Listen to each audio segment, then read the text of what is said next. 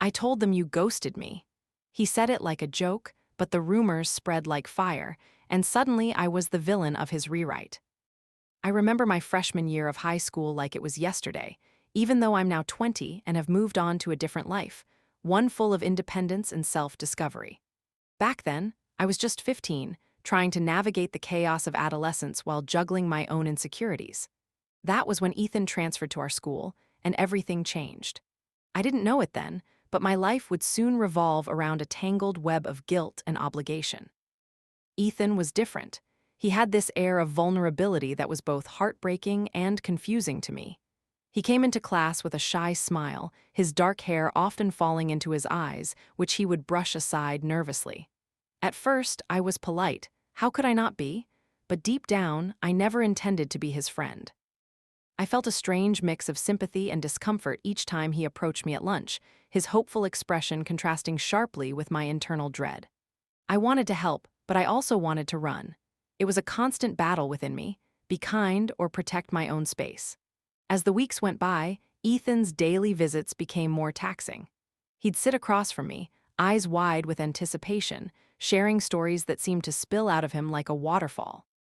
He talked about his old school, the friends he left behind, and the hobbies he loved, all the while I was just nodding along, my mind racing with thoughts of escape.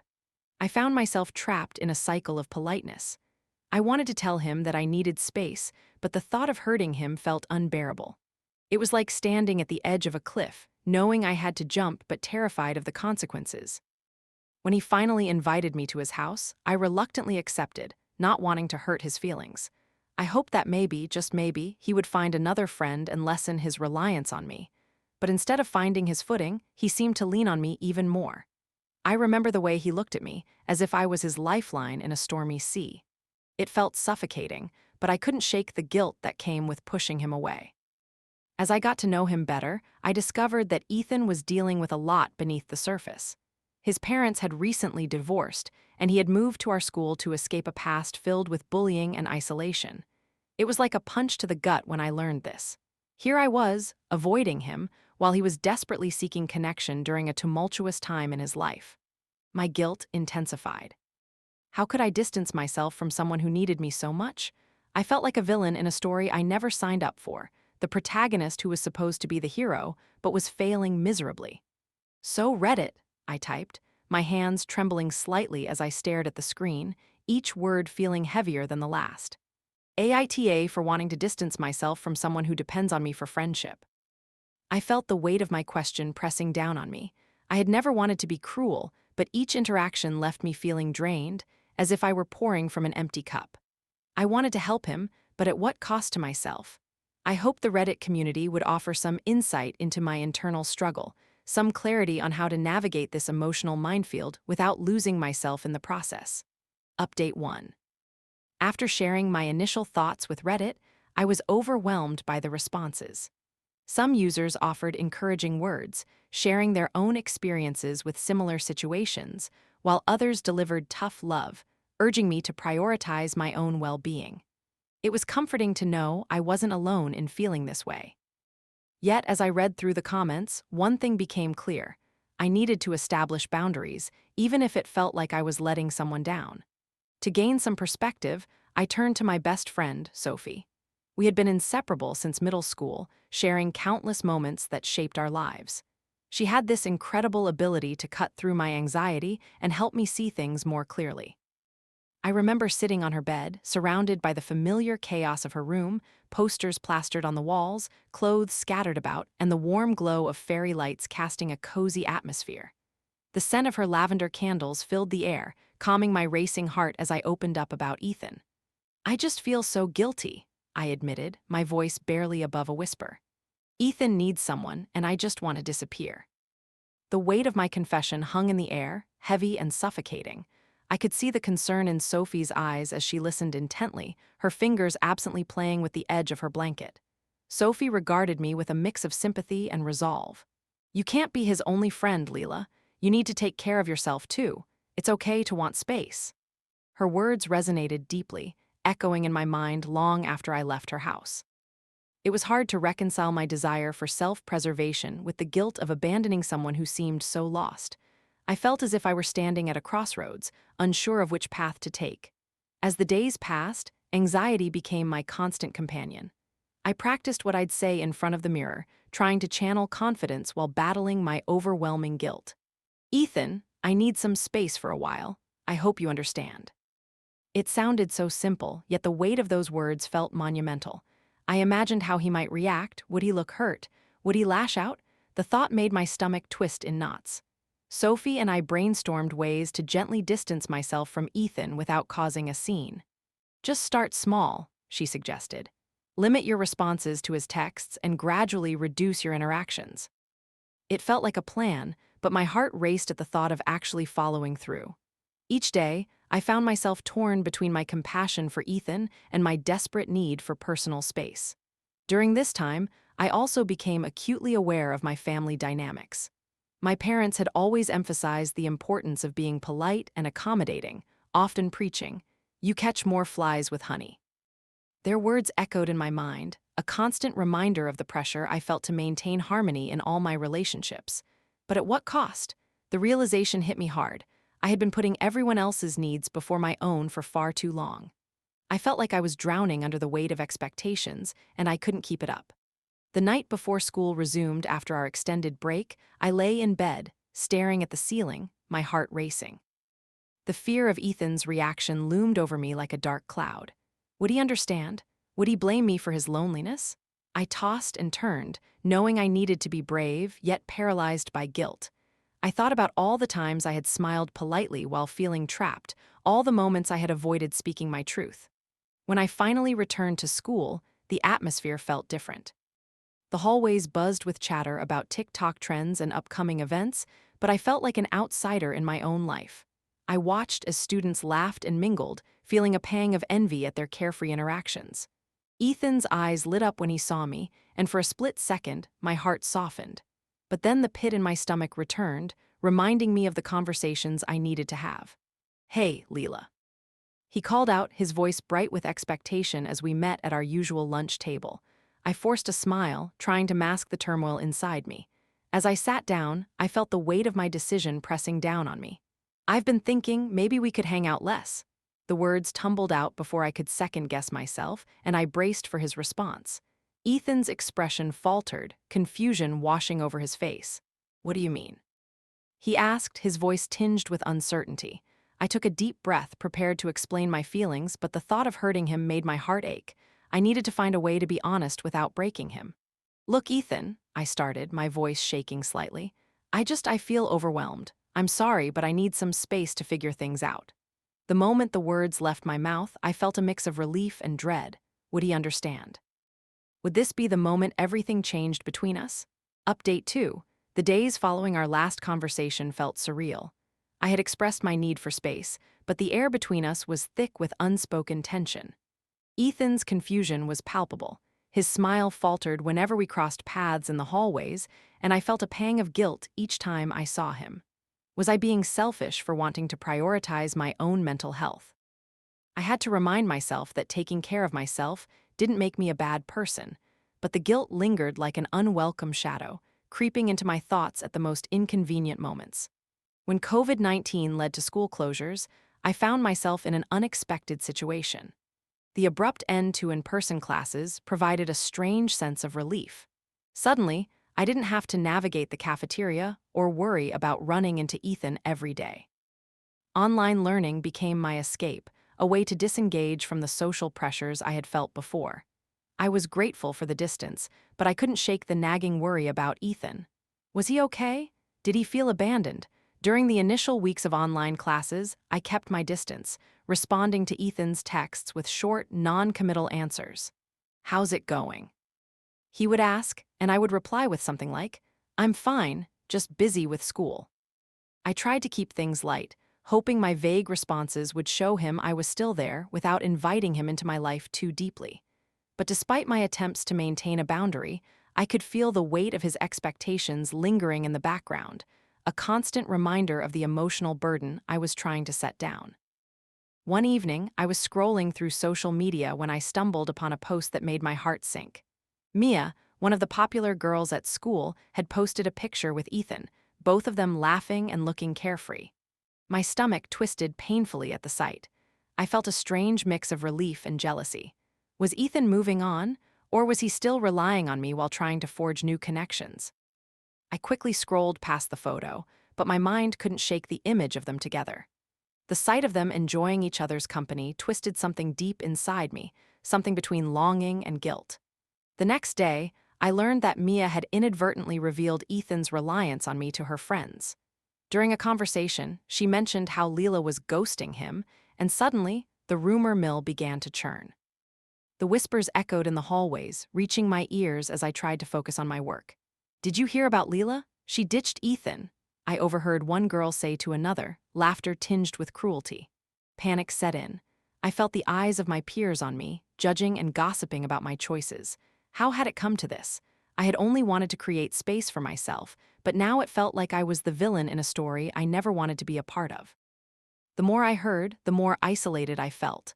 It was as if my attempts to protect myself had backfired, turning me into a target. I wished I could explain to everyone that it wasn't about abandoning Ethan. It was about preserving my own sanity, but the words never seemed to form. Confronted with the growing rumors, I confided in Sophie about the situation, my voice trembling with frustration and hurt. "It's not fair. I'm just trying to set boundaries, and now everyone thinks I'm a terrible person." She listened intently, her brow furrowing with concern. "You can't control what others say, Leela. Just focus on yourself for now. You're doing what you need to do." Her reassurance helped, but it didn't erase the feeling that I was being painted into a corner. The whispers of my peers felt like a tidal wave, and I was struggling to keep my head above water. As the weeks stretched on, I began to feel a strange mix of relief and anxiety. The online learning environment allowed me to disengage from Ethan without the constant pressure of in-person interactions. I could focus on my studies, finally carving out time for myself without feeling guilty about leaving him behind. But even in this newfound freedom, I was haunted by the thought of how he might be handling everything. Was he feeling more isolated? Did he think I had abandoned him entirely? Then, one day, I received a text from Ethan that made my heart race. "Can we talk? I feel like things are weird between us." My stomach dropped. I had been dreading this moment, the confrontation I knew would eventually come. I could sense the emotional weight behind his words, and I realized I had to prepare myself for what was to come. I spent the next few days rehearsing what I would say, my mind racing with possibilities. I wanted to be honest but compassionate. How could I explain that I needed distance without completely breaking him? I practiced in front of the mirror, trying to find the right words that balanced my need for space with empathy for his feelings. "Ethan, I care about you, but I can't be everything you need right now." Each iteration felt both empowering and daunting as I grappled with the fear that my honesty might hurt him deeply. As the day approached when we would return to school, I felt a mix of dread and anticipation. I knew I had to confront the situation head-on, but the tension in my chest was suffocating. I took a deep breath as I walked through the school gates, steeling myself for the inevitable conversation. I couldn't avoid it any longer. Once inside, the familiar buzz of the cafeteria hit me like a wave. Students gathered in clusters, laughter and chatter filling the air, but I felt like a ghost drifting through it all. I spotted Ethan at our usual table, sitting alone, his expression a mixture of hope and uncertainty. My heart raced, but I reminded myself that it was time to face this head-on. I had to find my voice, even if it trembled. "Hey, Ethan," I said as I approached him, trying to sound casual despite the turmoil inside me. "Can we talk?" He looked up, surprise flickering across his face. "Sure," he replied, his voice quiet and tentative as if he sensed the weight of the moment. I took a seat across from him, the table feeling like a chasm between us. "Listen," I began, my palms sweating, "I know things have been weird between us. I really appreciate you reaching out." I could see the tension in his shoulders, the way he fidgeted with his hands. "I just want to be honest about how I'm feeling." As I spoke, I could feel the weight of my words hanging in the air. I was ready to finally confront the emotional turmoil that had been building between us. This was my moment to be brave, to let go of the guilt that had been suffocating me.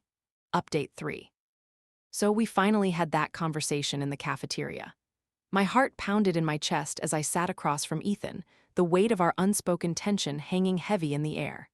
The cafeteria buzzed around us, laughter and chatter swirling, but in that moment, It felt like we were in our own bubble, isolated from the chaos. I could see the uncertainty in his eyes, and it made me acutely aware of how vulnerable we both were.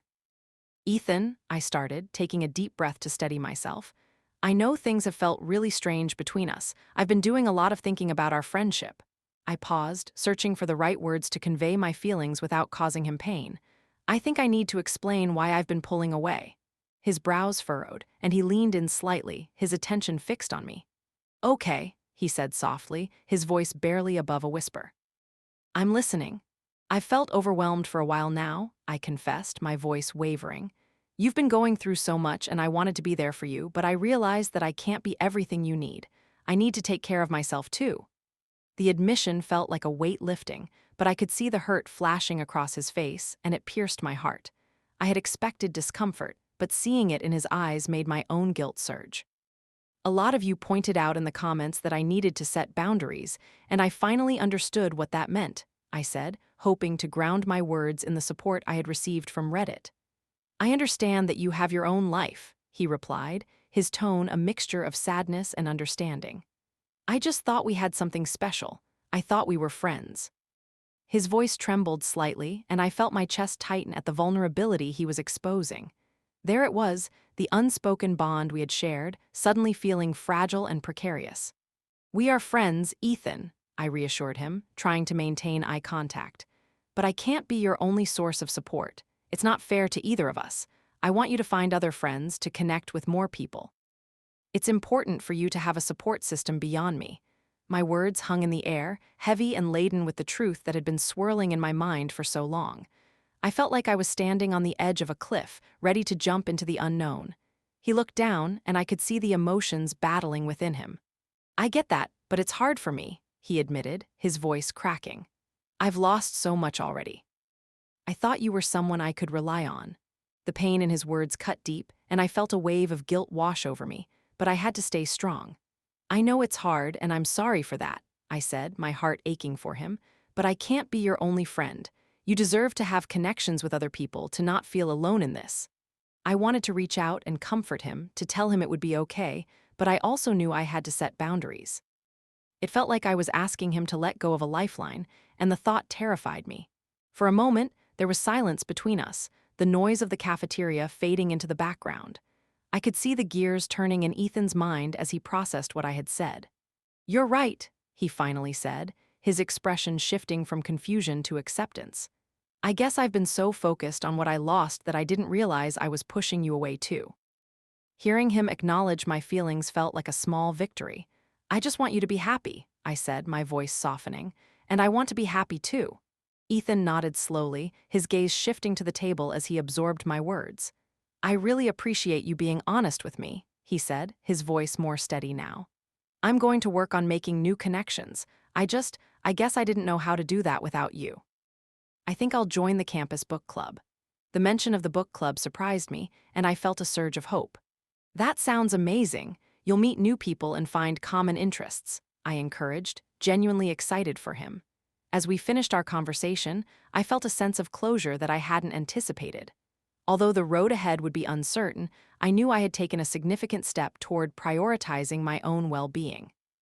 I left the cafeteria that day feeling empowered, knowing I had set boundaries and stood up for myself while still being compassionate.